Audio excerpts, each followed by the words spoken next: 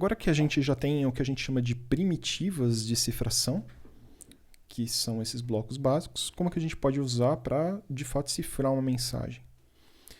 Bom, existe um problema quando a gente utiliza cifras de bloco, similar ao problema que a gente teria na nossa cifra de fluxo se ele não tivesse aquele contador,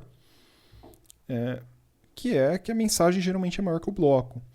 Então, se a gente for ingênuo e simplesmente quebrar a mensagem em vários blocos e aplicar a cifra individualmente a cada um deles, a gente vai ter no nosso criptograma a mesma estrutura da mensagem original. Então, se aparecerem dois blocos iguais, eles vão aparecer iguais também no criptograma.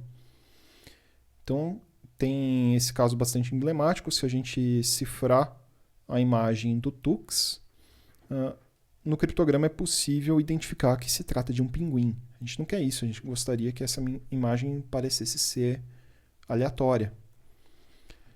Para isso, a gente introduz os modos de operação de cifras de bloco. Então, eles permitem a gente aplicar a cifra de bloco várias vezes para conseguir cifrar uma mensagem inteira, sem revelar a estrutura a respeito da mensagem original na saída, né, no criptograma.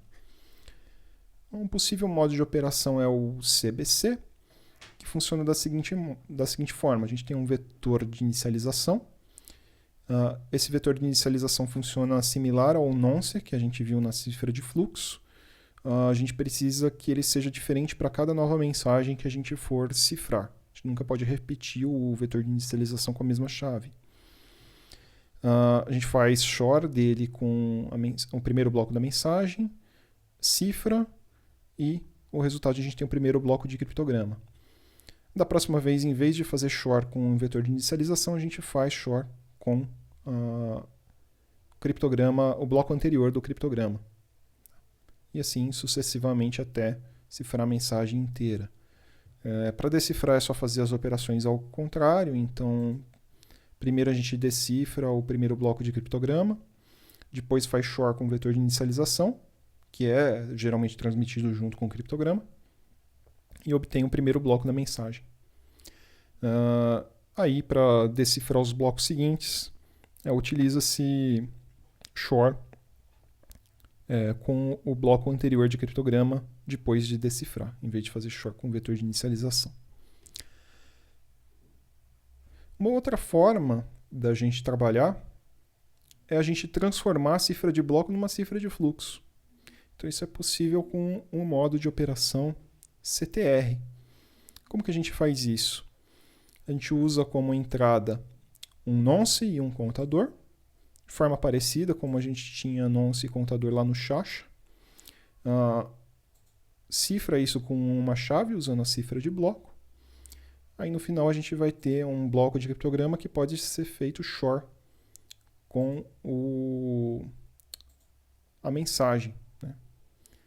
Na verdade, um bloco de dados pseudo-aleatórios que podem ser choreados com a mensagem para obter o primeiro bloco de criptograma. Isso aí é feito várias vezes incrementando o contador. Isso tem algumas vantagens com relação ao CBC. A mais óbvia aqui talvez é que ele é facilmente paralelizável. Então a gente pode ter vários cores de CPU calculando vários blocos em paralelo, porque eles sabem que é só suponha que a gente tem 4 cores, enquanto um está trabalhando com contador 0, outro trabalha com contador 1, outro trabalha com contador 2, outro trabalha com contador 3. Tá? O interessante é que aqui a gente torna desnecessário utilizar a operação de decifração da cifra de bloco. Para a gente decifrar a mensagem, a gente usa a operação de cifração novamente. Então a gente faz exatamente a mesma operação de fornecer como entrada um nonce concatenado com um contador e fazer XOR com o criptograma. E aí a gente obtém a mensagem às claras. Observações importantes. Já falamos isso várias vezes, mas nunca é demais ressaltar. Mensagens diferentes devem ter vetor de inicialização, IV, ou nonce diferentes. Nunca repita o mesmo IV ou o mesmo nonce com a mesma chave. cifras de fluxo são completamente maleáveis. Tá? Então é fácil para a Eve trocar a mensagem para que ela quiser se ela souber o conteúdo original escrito por Alice. Como que ela pode fazer isso? Bom, é simples.